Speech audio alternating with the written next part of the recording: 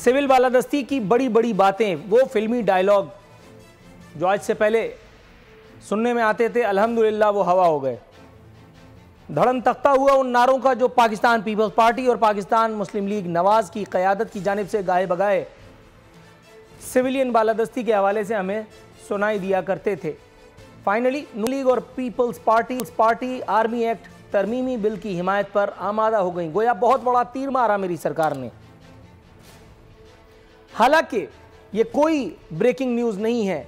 अगर इनमें से कोई एक भी पार्टी ज़रा सा भी चूं या चरा करने की पोजीशन में होती तो वो खबर होती।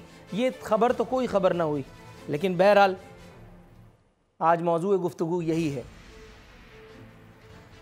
नून लीग का शेर जो था, जिस पर चढ़ करके कायदीन नून लीग के सवारी किया करते थे, जमहूरियत खेला करते थे, वो शेर सबसे पहले इस तरमीमी बिल के सामने ढेर हुआ।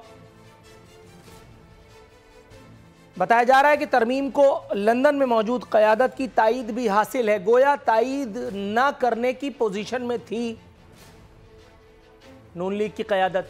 आखिरकार मतलब कोई पाकिस्तान का पहला मेडिकल एनआरओ लेकर के तारीख में अपना नाम रकम कराया जी।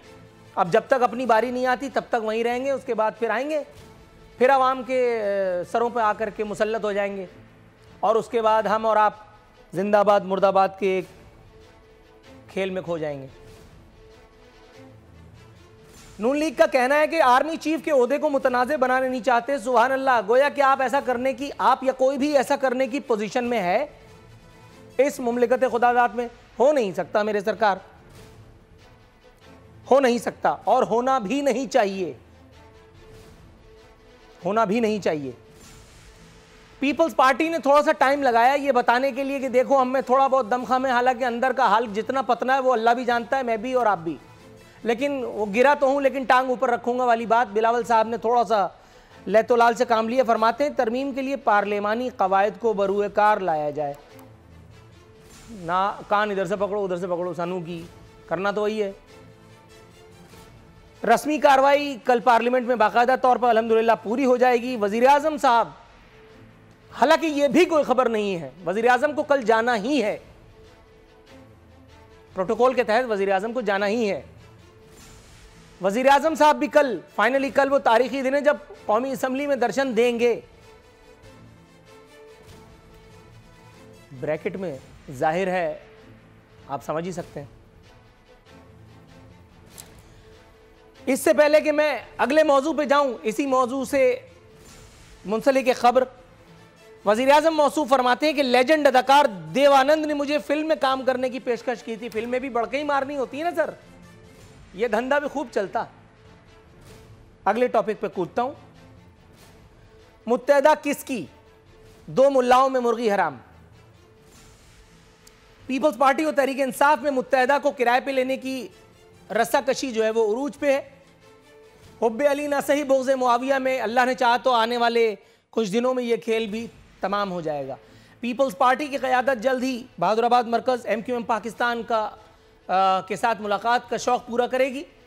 मुत्तहदा को कुछ झांसे दिए जाएंगे, कुछ लॉलीपॉप्स दी जाएंगी।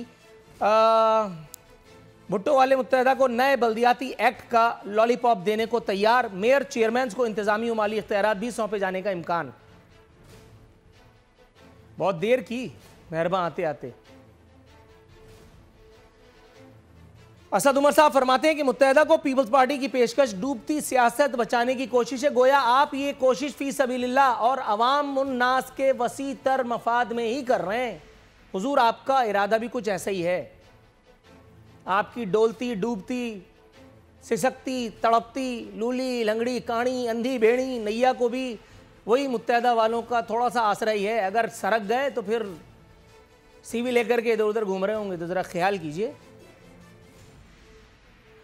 वज़ीर मौसूफ फरमाते हैं कि वफाक ने कराची को बराह रास्त फंड्स जारी कर दिए। मजीद फरमाते हैं कि तरक्याती मंसूबों पर काम की रफ्तार को तेज़ कर दिया गया है। मैंने तो खूब सोचा, मुझे समझ में नहीं आया।